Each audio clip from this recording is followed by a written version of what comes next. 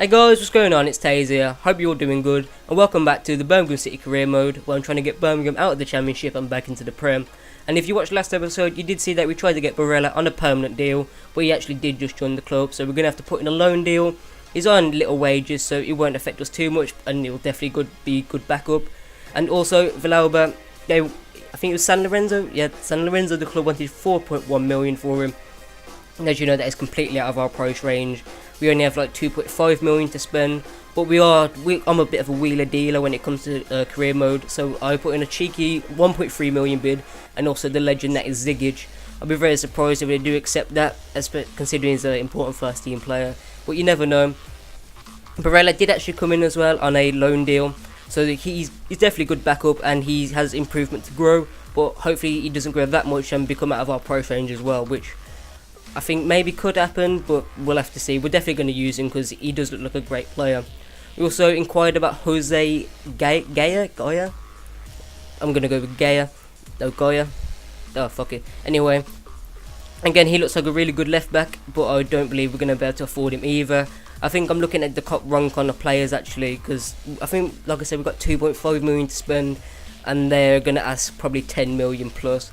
So if you could leave in the comments, guys, if anybody's like watching at these early episodes, what kind of players I'll be able to afford, young players that become great beasts but maybe don't have showing great potential, so they'll up their price, because I'm finding it quite hard to find players that are in my price range now. But I did go into I think the name was Dan Smith Brown, my scout, and he did actually find one player who was in our price range with Nathaniel Shaloba, who I do believe used to play for Chelsea, and he looked like a decent centre midfielder to go along with Barella, and also our players that are already at the club like David Davis.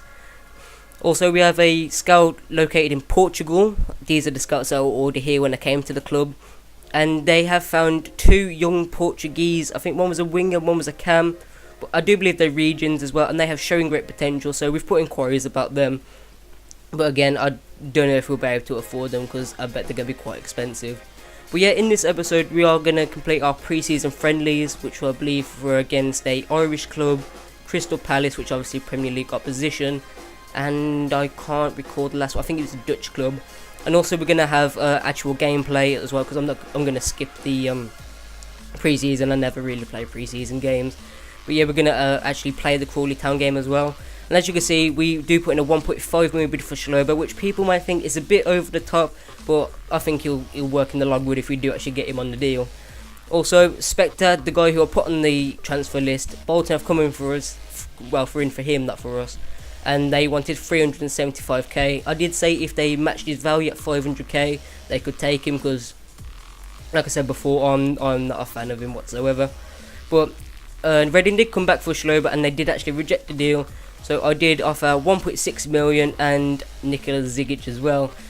I'm still on the fence about selling Zigic, but if this deal did go through, I think I was going to accept it. I think it's more just for... I do like Zigic, even though he's not a great player. I just think he's a top lad, really. But Bolton do come back and say 400k, that's all we're giving you. I'm like, come on, lads, but 500k, it's 100k more.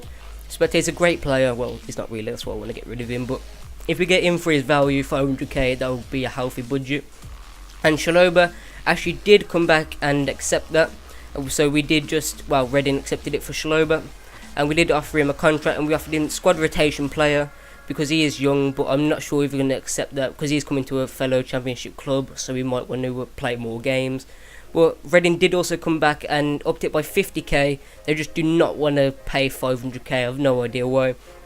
But we did go back with 475k, I believe it was, but they did come back and say that they're not willing to pay that much. And as I thought, Shaloba did decline the squad rotation player, so I did bump it up to important first team player. He's only on small wages as well, so it's not a big dent in him. And all the scout reports came back for these players that were way out of our price range. But as you can see, Shaloba was actually valued at 2.1 million, so we got him a bit under his value, and hopefully we can sell him on for a profit later down the years. So Shaloba has been the first signing in this Birmingham career mode, hopefully this very long Birmingham career mode. And as you can see, we do have our first pre-season friendly against this Irish club. I've actually played my strongest team, and we do actually get a 2-0 win. Shiniesta and Demario Gray getting the goals, which is good to see, especially Demario Gray because he's got good potential. And against the Premier League opposition, we do actually draw 2-2 as well. Shamak getting a goal, And I did actually put an inquiry for the Crystal Palace left back. I've used him on Ultimate Team, and he's quite a good left back, but again, he was out of our price range. Charlie Adams, who I believe in real life has a rocket of a shot, he is going on a season-long loans to Barnsley, and we did actually lose our last pre-season friendly against that Dutch team.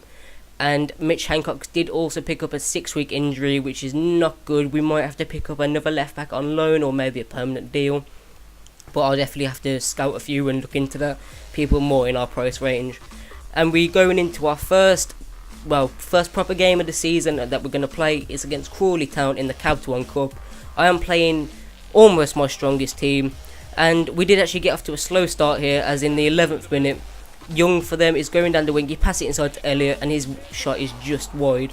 To be honest, this match was not the best for me. I found it quite hard to break them down, but it's Fabrini and Donaldson doing some work together. Fabrini plays it out wide to Gray, who has got the pace. He puts the ball in, and it is Techai, or man like Robert actually, does get the header, but it is a great save. But Crawley Town do actually eventually get it away. Yeah, like I said, I do play on Legendary, but these short games shouldn't really still be hard because it is against a League 1 and League 2 opposition. I think it's League 1. But yeah, they did have the majority of chances in the first actually. As you can see, them hitting the crossbar from across, Randolph not picking it up, and as you can see, Spectre, our right back, has gone down. The guy we was looking to sell just to get a bit of money is actually holding his ankle and actually has to be substituted off. And we do only have Robbo on the bench, who is 35, like 5'10", 5'11". He's not the best centre back, but I do believe he's retiring at the end of the season. And it was a very slow half for us, but we did come out the blocks fast in the second half in the 46th minute, with Fabrini just getting an early shot off just to test the keeper, put him under a bit of pressure. And Shaloba was starting his first match for the club here, and it is Cottrell playing a lovely through ball back to Shaloba, and it's a lovely touch around the keeper for an easy finish. So the first goal scored by us in this career mode is by our new signing Shaloba, and he felt really good in game. He felt quick on the ball, his passing just seemed accurate, he seemed to have a bit of pace about him as well. And definitely in the second half we was the most dominant team. As you can see, we're doing some nice easy passing, and it is Shaloba again playing it through to Donaldson, who holds the ball up well, and the Crawley Town keeper, that you can tell that's some League 1 keeping right there. It's just a bit of shite really, but it is a great goal, and it is 2-0. To be honest, in the first half I thought it's really embarrassing here if I actually lose, because they was actually creating quite a lot, and another last ditch tackle there by Shaloba again. He was just playing out of his socks, he must have got up this wall and had his Weetabix and thought, I'm looking to impress at this club. And Donaldson as well also capitalises on a bad throw-in and puts it round the keeper to make it 3-0 in the 80th minute, and that was the game sealed. Well, really, it was the game sealed at 2-0. But we do actually get a free kick, our first free kick of the series from Cottrell. He puts it over the wall, but he does actually hit the post in the 90th minute. And that is actually the end of the game. So the first game of the episode, we do actually win it 3-0. So hopefully that's more to come, although it is against lower opposition. I do believe our next match is against Blackburn in the Championship, but that will be in next episode. Yeah, so guys, if you did like the episode, please leave it a like. And if you didn't, please dislike it, because I just want you to be honest and leave it in the comments why you did dislike. But yeah, there's going to be 3 games in the next episode. Hopefully it's a bit better as well, we get some more signings. But until then guys, keep right on.